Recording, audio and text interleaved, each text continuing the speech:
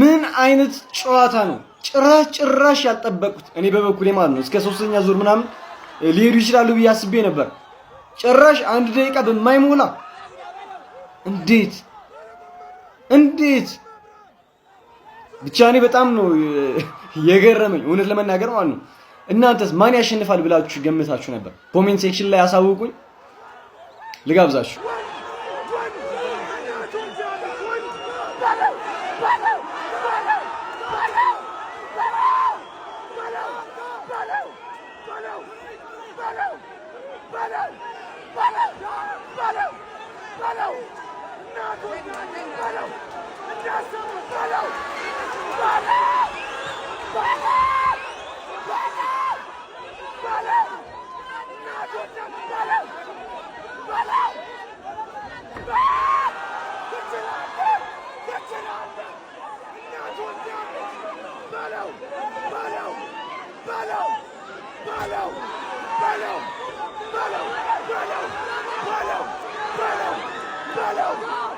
Balo!